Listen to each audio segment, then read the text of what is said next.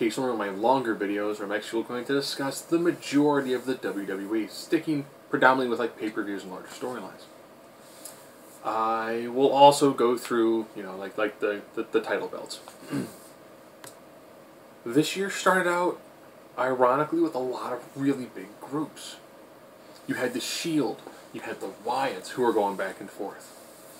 You know, the Yes movement was really getting some solid ground. You had the return of lots of part-timers. So beginning of January, Batista makes his return. Everyone's hoping, man, I hope he doesn't win the Royal Rumble. Your first pay-per-view match.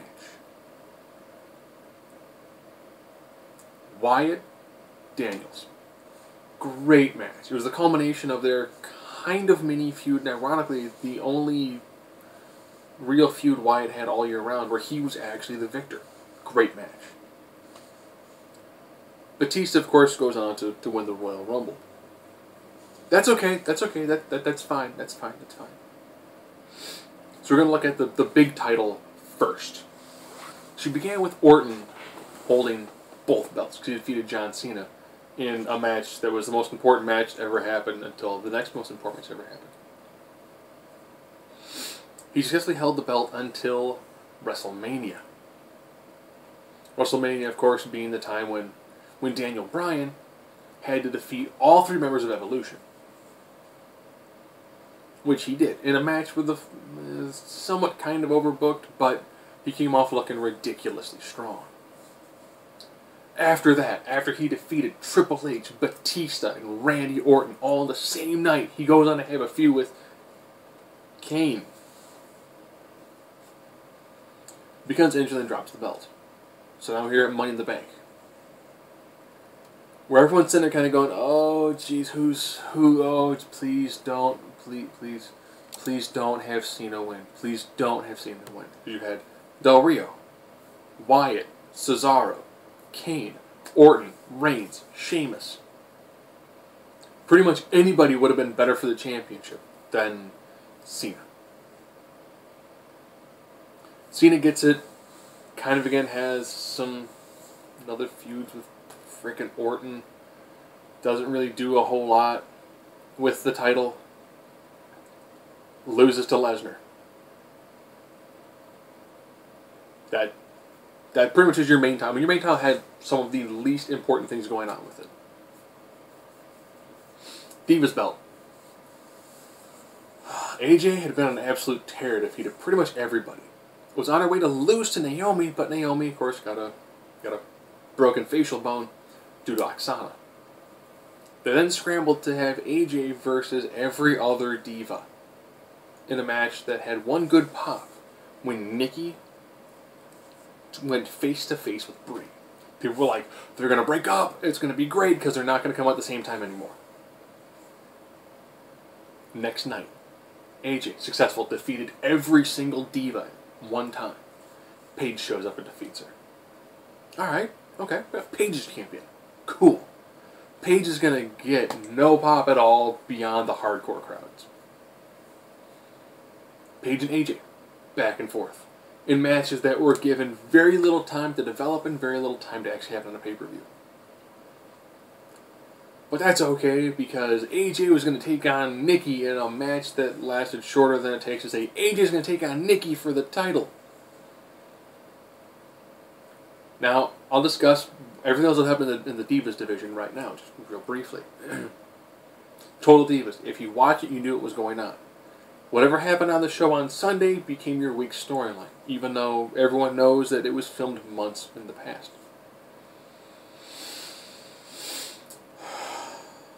Nikki and Brie got into an argument because Brie left when Daniel Bryan got injured. Okay, Brie had a match with Stephanie McMahon. Solid match. Steph looked fantastic, did a great job. Which was Nikki versus Brie. Nikki won, Brie became her slave.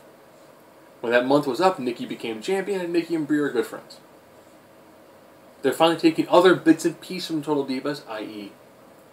TJ trolling his wife nonstop, and the Uso married to Naomi. Was kind of jealous. Decent stuff. Good stuff. So right now I've got through 2 of the major belts. U.S. Championship. You know who was champion at the start of the year? Dean Ambrose. You know who never defended his title? Dean Ambrose. Who beats Dean Ambrose? In a battle royal? Sheamus. Which I guess was his heel turn. But if you win a battle royal, it's hard to really be considered a heel. Sheamus holds on to the title, has some decent matches, drops it to Rusev. Rusev, who has just been on fire. You know, he had some solid feuds where he just demolished his opponents. His stuff with Swagger, pretty good. With Big E, great. With Mark Henry, pretty good. Big Show, decent. Then he became U.S. champ. Solid U.S. champ, a good amount of heat to him. It's a good spot for that belt to be in. IC title. I actually have like the lists of champions. And I was like, man, who else had the belt when it was the IC title? So I gotta talk about tag. No, that's US. Where's my IC? Where's my IC title champions? Oh, it's scrolled back up. Oh, the horror of doing this stuff live. Wow. Bad news, Barrett. Injured. I know, right? So many people get injured. And then the Miz. Okay. Miz to Dolph, Dolph to Miz, Miz to Dolph, Dolph to Harper, Harper to Dolph. Bright thing about the Dolph, I have to say, he has had, his year was kind of mediocre until the last couple of months, which was awesome. Elimination Chamber. Ironically, the best match of that was finally seeing the Wyatts take on the Shield. Great match. The Wyatts and the Shield just frickin' tore the house down. Wyatts by themselves had a really solid year, with the exception of Bray. Bray feuded with John Cena. Match at Mania, fantastic. Match at Payback, there was the weird cage match with the demonic singing child. Then there's Extreme Rules Last Man Standing man, who's horrible. Then he feuded with Jericho because Jericho wanted to get him over. Didn't quite work. And then he was in the Money Make Ladder match for some reason because he was popular. Then he came back and feud with Dean Ambrose in a match that should be given tremendous amount of power, but it's not. Their match work has gotten much better. Their promo work is ridiculously good. As I mentioned, Dean Ambrose and the Shield and the Wyatts. Let's talk about the Shield. Shield. Awesome feud with the Wyatts. Awesome feud with frickin' Evolution. They took an Evolution at 2 pay-per-views. Just career-defining matches. 6-man matches that were just beautiful. And then break up the Shield. It was Rollins. Okay. Rollins stabs his members in the back. Okay. Rollins goes on, Money in the Bank champion. Money in the Bank champion. Holding the briefcase. Was the golden boy for the Authority, which helped led into like essentially the second half of the year. So the first half of the year was pretty much Daniel Bryan, Batista, Evolution, Shield. You know, I will get into that one guy who's almost never there. That was your first half of the year, which is those guys. Once Bryan got injured, everything shifted, and it was like, well, we need more singles talent. Okay. We break up the Wyatts because... We break up the Shield because... they needed more singles competitors. Rollins goes off megastar. Roman Reigns goes on to have a way too many matches with Randy Orton. Gets injured. But he's coming back to win the Royal Rumble, so it's fine. Ambrose. Frickin' Ambrose. Oh. Crazy character to an absolute T. Does an amazing job with his character. Except when you can tell they're writing lines for him. That's when it's not very good. But he's aware of the fact that he can go out and he can have a not-so-great promo. He can come back the next week and just deliver. And the next week just deliver. Great performer. His feud with Rollins, had they had ended the match at Hell in a Cell with him defeating Rollins and then getting attacked by Bray Wyatt, I think people would go absolutely nuts over the Wyatt-Ambrose feud. But Ambrose, Rollins, great stuff. I like how it had kind of a non-finish. They can go to it again at a later date, but great stuff. Reigns and Orton, decent. Those guys, just great job. Breakup of the Wyatts. Bray came back different. He's a little more of intense of a character, works well. Harper joined the Authority going into Survivor Series. You're probably thinking I'm skipping an awful lot. It is kind of hard because you got big storylines that then break up into make a bunch of little storylines that kind of don't go anywhere. Harper joining the Authority for the Survivor Series match was just kind of, Eric Rowan joining Team Cena for the Survivor Series match was the, Why? But ironically, though, Harper and Rowan, Harper was the workhorse of their team. Rowan has gotten a lot better. It's like when they were off camera for a while, Harper was like, okay, listen, I'm going to show you how you work a match as a big man. Rowan is a lot better now than he was before. And Harper, Dolph Ziggler, just perfect workhorses. At this point in time, you could probably take, I'm looking forward to seeing like Harper and Sheamus. I think Harper and Sheamus, two big bulls who beat the daylights out of each other. And then when he comes back, Wade Barrett. You can all of a sudden, your IC title picture could very easily be Sheamus, Harper, Ziggler, and Barrett. Pick those four guys, put two of them in a match. Doesn't matter, just pick two. Any two. And you're going to have a match that can easily go 15, 20 minutes and be good. You know what? Throw Cesaro in there too. Cesaro needs something to do. Now going off of Cesaro. He won that huge over-the-top rope battle royal at WrestleMania. Became a Paul Heyman guy. Paul Heyman didn't need him once Brock Lesnar was fully solidified and back. So now Cesaro kind of got Rybaxled, where he had lots of potential, lots of promise, and just went.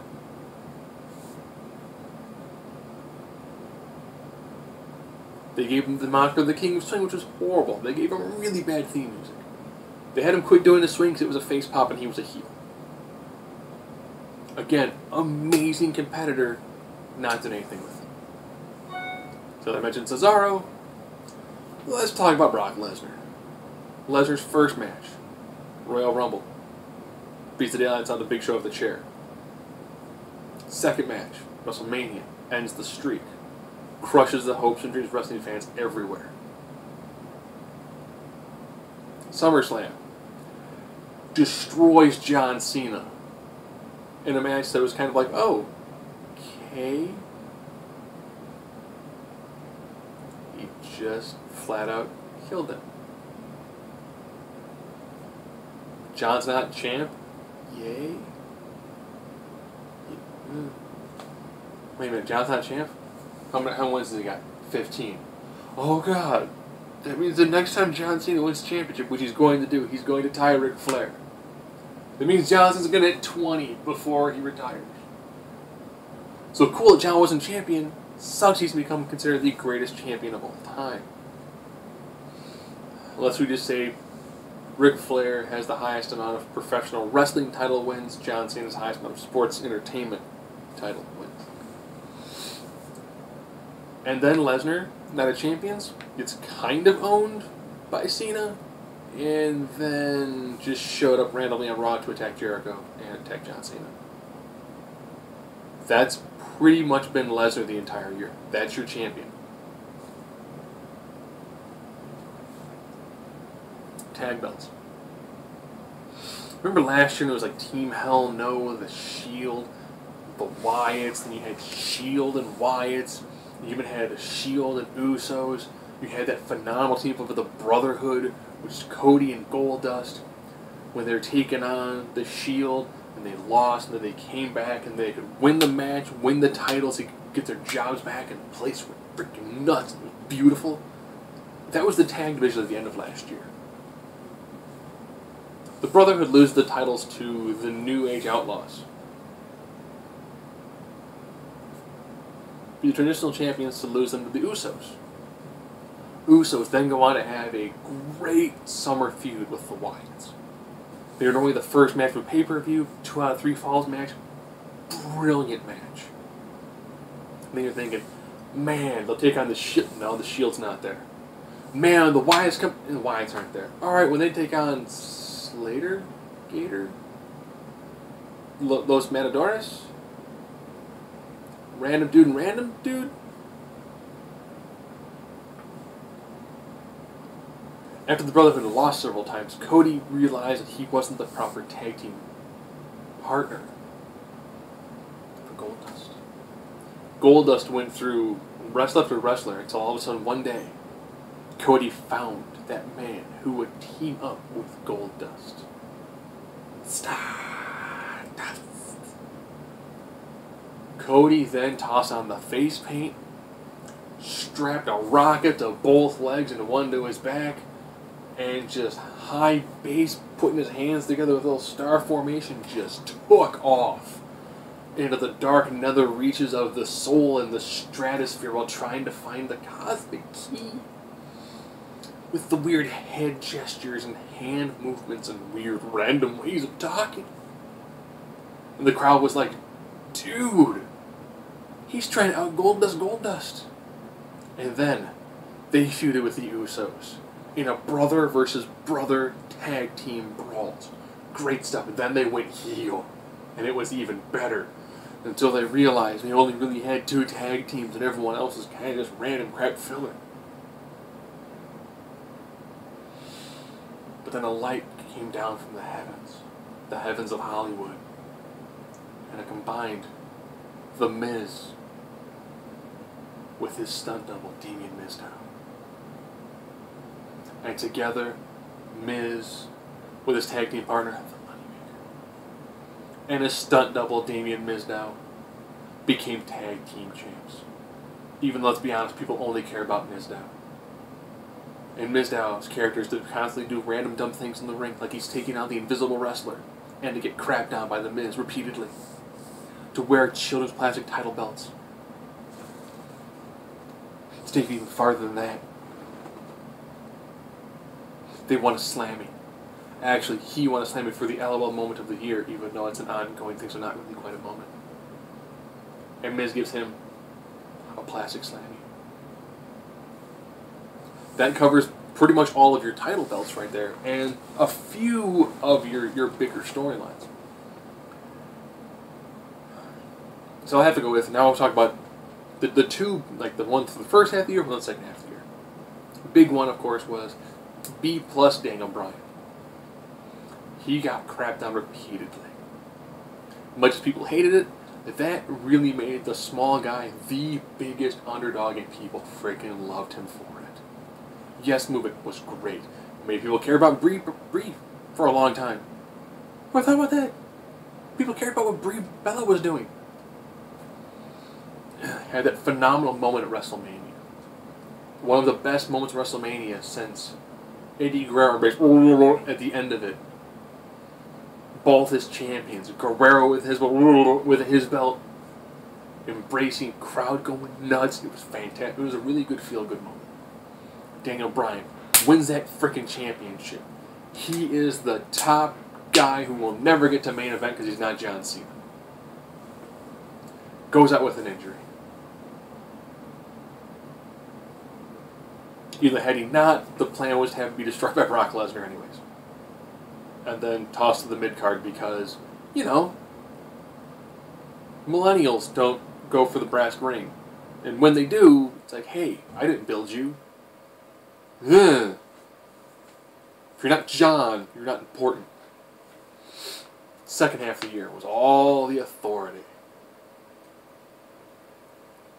So it was Triple H, Stephanie, Kane, and then Seth Rollins and Randy Orton. That was your second half of the year. That was your main storyline. They began every single show. They tried to crap on all the faces. And then it came down to Survivor Series with their big, monumental match. Sting showed up. Frickin' Sting. This was the year Sting debuted in a WWE ring. I told my wife a couple days ago. I thought it was weird. My daughter was born this year.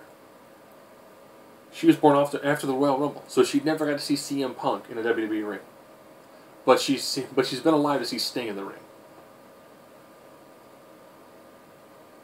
So he had some solid matches, but man, there's just so much time to fill, and so much of it is filler. If you watch Raw, they pretty much currently do a recap after every single commercial break. So you come back from commercial. Here's what happened before we left. If I'm watching the show, I don't need you to tell me what just happened. I mean, you could fast forward through. I was watching, I think it was OSW, and they mentioned you watch the last hour of Raw, and that's it. They recap the rest of the show for you. You don't need to worry about watching any of it. But I'm going to talk about the network. Awesome. Hiccups here and there, yeah. It's the first year, yeah. Most of it's really good. But the true saving grace is frickin' NXT. So amazing. Women actually wrestle, and they have matches, and they do moves. It's not just all like hair pulls, face slaps, and spanking. It's actual wrestling. It's like Shimmer. It's like Shine. It's like old school Glow before Glow became glorified hookers. Great women's wrestling. A tag division match that was solid. Such as making their move up. I know, I get the pun too. Great tag division. They know how to build the small guy into the actual phenomenon. Makes you go, I care about a match between Bo Dallas and Adrian Neville. Sami Zayn. Great freaking wrestler. You get so behind him. He is a true underdog. He is a Daniel Bryan. Daniel Bryan loses matches but wins big matches. Sami Zayn loses a couple of matches, loses big matches, wins the big one. Brilliant story. Worked for Jericho when he became the first undisputed champion. It's a great storyline. The names they've brought in. Finn Balor, Hideo Itami, Kevin Owens. It's a stacked freaking roster with some of the greatest wrestling talent ever. Triple H is behind it, so the writing is good. It's like Heyman-esque writing. It's short promo, long match. What's Raw and SmackDown? Long promo, short match. It's inverted. He's gone back to the old school attitude era of doing things, where you do a lot of talking, a little bit of wrestling. It worked the attitude because the talking was good and the wrestling made sense. Now you've got promos that are horrible and go on way too long, and wrestling that's not very good. And when that is very good, people are confused. Why is these four guys from NXT came out and put on an amazing match in like 5 minutes, and I'm on the edge of my seat the whole time? But I watched John Cena for like 15, and I'm like, dude, we're at the overrun yet? You've got to kick out like 3 of the finishers that we know are at the end of the match, right? Curb stop. Kick out 2. What else has he got for finishers? Oh, jumping into that, alright. Heroic Powerbomb, okay. So second curb stop time, he's probably going to move out of the way from that, hit an AA 1, 2, 3. You know, that's how he wins matches. Where NXT is like, 1, 2, oh god, I thought that was a 3. It's it's like going to a Ring of Honor event or a really good indie event where the wrestlers actually suck you in from a psychological standpoint. You get involved in the match psychologically, mentally, emotionally, physically. Like you feel what's going on in the ring, and you're like, I want this guy to win. I don't even know who he is or where he came from, but I'm so invested into it because of the way he's doing the match. Then you watch half the Star wrestles on Raw, and you're like, yeah, whatever. I know he's going to pop up and be like, it's a power live. I never felt like anything before. And he's going to just win anyways. So this was definitely a year of ebb and flows, which is kind of sad. The first half of the year, great wrestling. Then all of a sudden, once you lost Barrett, once you lost Bryan, then all of a sudden they broke up the stables that made sense. Evolution, Shield, man, had gone for one more match. Could you imagine had Seth Rollins turned on the Shield in the middle of the match against Evolution? Boom. Batista could have left if they wanted to. They could have done Evolution with, they could have paired Orton and Rollins for a little bit. give Rollins a little more seasoning. But Rollins, they gave him that ball, and he CrossFit, did a box jump, and just ran with it. Ambrose, same thing. Wyatt, man, Wyatt is right there to be this generation's freaking Mankind. He knows how to work a match, knows how to work the mic. The future looks good. We're just stuck in a transitional phase again. It's kind of like when the Attitude Era went away and you went into the Reality Era. What? Attitude Era, Ruthless Aggression Era. We actually had better wrestling Ruthless Aggression Era. Once they made that transition to like the better wrestling shows. Ruthless Aggression gave way to Reality Era, where we are now. So we're still kind of in that weird kind of like miasma between making the true change to a newer environment.